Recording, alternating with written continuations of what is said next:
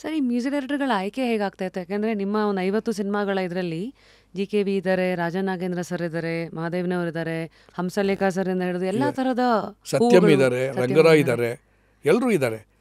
ಯಾರಿದು ಆಯ್ಕೆ ಮಾಡೋದು? ಒಂದು ಸತಿ ಏನಾಗುತ್ತೆ ಅಂದರೆ ನಮ್ಗೆ ಏನೇ ಆದರೂ ಕೂಡ ಅನ್ನ ಹಾಕೋರು ಊಟ ಹಾಕೋರು ನಮ್ಮ ನಿರ್ಮಾಪಕರೇ, ಅವರೇ ಎಲ್ಲರೂ ಸೆಲೆಕ್ಟ್ ಮಾಡೋದು. ರೆಕಮೆಂಡೇಶನ್ ಒಬ್ಬರು ಡೈರೆಕ್ಟರ್ ಬೇಕು ಅಂತ ಅಫ್ಕೋರ್ಸ್ ಅಲ್ಲೂ ಕೂಡ ಕೊಂಚ ವಿಮ್ಸಿಸ್ ಆ್ಯಂಡ್ ಫ್ಯಾನ್ಸಿಸ್ ಇರುತ್ತೆ. ಏನಂತ ಫಾರ್ ಎಕ್ಸಾಂಪಲ್ ಈಗ ಒಬ್ಬೊಬ್ಬ ನಿರ್ಮಾಪಕನಿಗೆ ಭಾಳ ಆಸೆ ಅಂದರೆ ರಾಜ್ಕುಮಾರ್ ಆಸೆ ಇರ್ಬೋದು, ವಿಷ್ಣುವರ್ಧನ್ ಇರ್ಬೋದು, ಅನಂತ್ ಇರ್ಬೋದು. ಸೊ ಈ ಥರ ಹಲವಾರು ಇರ್ತಾರೆ. ಸೊ ಆ ನಾಯಕರನ್ನ ಆಯ್ಕೆ ಮಾಡ್ಕೋತಾರೆ, ಇಲ್ಲಾಂದರೆ ಮೊದಲು ಡೈರೆಕ್ಟರ್ನ ಆಯ್ಕೆ ಮಾಡ್ಕೊಂಡ್ಬಿಡ್ತಾರೆ. ಅದು ಅವ್ರವ್ರಿಗೆ ಸೇರಿದ್ದು.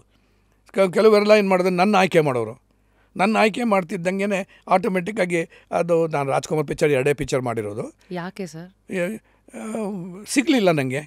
ಅವರು ಅಲ್ಲಿ ನಿರ್ಮಾಪಕರು, ಸೆಟ್ ಆಫ್ ನಿರ್ಮಾಪಕರು ಅವರು ಯಾಕೋ ನನಗೆ ಕೊಡಲಿಲ್ಲ. ನಾನು ಏನು ಅಂತ ಯಾರನ್ನ ಹತ್ರ ನಾನು ಅಸೋಸಿಯೇಟೆಡ್ ಡೈರೆಕ್ಟ್ರ್ವರೆಗೂ ಕೂಡ 50 ಸಿನಿಮಾ ಮಾಡಿದ್ದೀನಿ. ಅಸೋಸಿಯೇಟಾಗಿ ಒಂದು 22 ಸಿನಿಮಾ ಮಾಡಿದ್ದೀನಿ.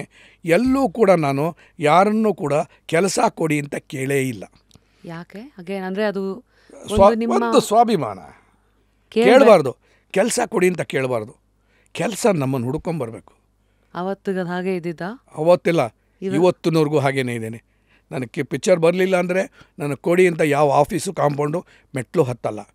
ಇನ್ಫ್ಯಾಕ್ಟ್ ಅವ್ರುಗಳೇ ಸೆಲೆಕ್ಟ್ ಮಾಡ್ತಾರೆ ನನ್ನ. ಸೊ ಆಲ್ 50 ಸಿನಿಮಾನ ಏನು ಮಾಡಿದ್ದೀನೋ ಎಲ್ಲರೂ ಕೂಡ ನಮ್ಮ ನಿರ್ಮಾಪಕರು ಹಾಕಿರೋ ಅನ್ನವೇ ಅದು ಹೊರತು ಬೇರೆ ಅಲ್ಲ. ಸೊ ಆ ಥರ ನನಗೆ ಅವ್ರು ನಿಮ್ಮನ್ನು ಹೇಗೆ ಸೆಲೆಕ್ಟ್ ಮಾಡ್ತಾರೆ ಗೊತ್ತಾಯಿತು.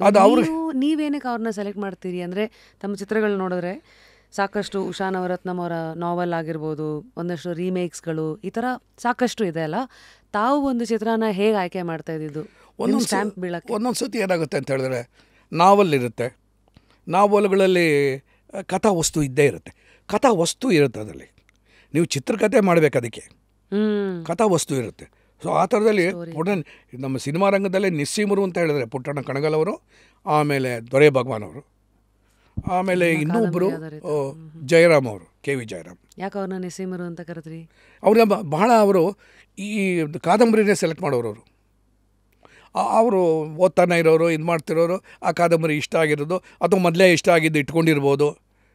ಏನು ಪಾರ್ವತಮ್ಮ ರಾಜ್ಕುಮಾರ್ ಅವ್ರು ಹೆಂಗೆ ಅಂತ ಹೇಳಿದ್ರೆ, ಅಣ್ಣವ್ರು ಶೂಟಿಂಗ್ ಹೋಗ್ತಿದ್ರೆ ಇವರು ಬರೋರು, ಇವ್ರು ಯಾವಾಗಲೂ ಕಥಾ ಪುಸ್ತಕಗಳು ಹಿಡ್ಕೊಂಬರೋರು. ಪಾರ್ವತಮ್ಮ ಓದೋಕ್ಕೆ ಓದ್ತಾರು, ಒರೋಷಿಯಸ್ ರೀಡರ್ ಅವರು.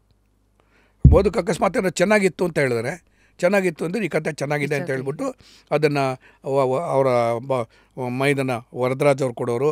ಆ ವರದರಾಜ್ ಇದ್ದವರು ಒಂದೊಂದು ಸತಿ ದೊರೆ ಓದ್ತಾ ಇರಲಿಲ್ಲ, ಭಗವಾನ್ ಓದೋರು.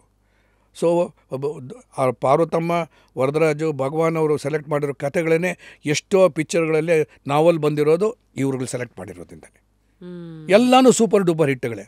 ಸೊ ಅವತ್ತು ನಿಮಗೆ ನಾವೆಲ್ ಹೇಗಿತ್ತು? ಇವತ್ತೆಲ್ಲ ಅಮೆಝಾನ್ ಇದೆ, ನೆಟ್ಫ್ಲಿಕ್ಸ್ ಎಲ್ಲ ಇದೆ, ಮಾತು ಹರಿದು ಬಿಡುತ್ತೆ, ಈ ಚೆನ್ನಾಗಿದೆ ರೇಟಿಂಗ್ಸ್ ಅಂತೆಲ್ಲ ಇರುತ್ತೆ. ಅವತ್ತು ನೀವು ಹೇಗೆ ಸೋರ್ಸ್ ಮಾಡ್ತಾ ಇದ್ರಿ ಕಾದಂಬರಿ? ಇಲ್ಲ, ಕಾದಂಬರಿ ಓದ್ರೆ ನೀವು ಪುನಃ ಒಂದು ಚಿತ್ರ ಗೊತ್ತಾಗ್ಬಿಡುತ್ತೆ.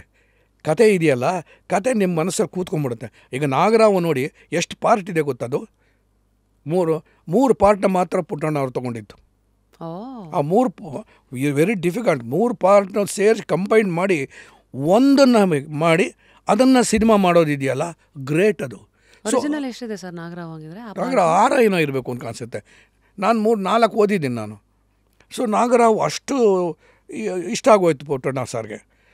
ಆಮೇಲೆ ಅವತ್ತೊಂದು ದಿವಸಕ್ಕೆ ಕಥೆ ಹೇಳಿದ್ರು ರವಿಚಂದ್ರನ್ ತಂದೆ ವೀರಸ್ವಾಮಿಗಳು. ಅದನ್ನು ಒಪ್ಕೊಂಡ್ರು, ಇದನ್ನು ಮಾಡ್ಬೋಣ ಅಂತ. ಪುಟ್ಟಣ್ಣ ಅವರು ಹೇಳ್ತು ಅಂದರೆ ಇದೇ ಇಲ್ಲ, ಸೆಕೆಂಡ್ ಇದೇ ಇಲ್ಲ. ಈ ಡೈರೆಕ್ಟ್ರುಗಳಲ್ಲಿ ಸೂಪರ್ ಡೈರೆಕ್ಟ್ರ್ ಅವರು. ಅವತ್ತು ನಿಮ್ಮ ಅವರ ಸಂಬಂಧ ಹೇಗಿತ್ತು? ಒಂದು ಸತಿ ಭಾಳ ಚೆನ್ನಾಗಿದೆ ರಶ್ಮಿ. ನಿಮ್ಮನ್ನು ರಶ್ಮಿ ಅಂತ ಪ್ರೀತಿಯಾಗಿ ಕರಿಬೋದು. ಯಾಕೆ ಅಂತ ಹೇಳಿದ್ರೆ ನನ್ನ ಮಗಳು ಒಬ್ಬಳು ರಶ್ಮಿ. ಐ ಡೋಂಟ್ ನೋ ನಿಮ್ಮ ಏಜ್ ಏನೋ ಗೊತ್ತಿಲ್ಲ. ನಾನು ಅವಳು 2 ಮಕ್ಕಳ ತಾಯಿ, ದೊಡ್ಡ ಮಗ ಇಂಜಿನಿಯರ್ ಓದಿ ಕೆಲಸದಲ್ಲಿದ್ದಾನೆ. So Rashmi is a favourite word.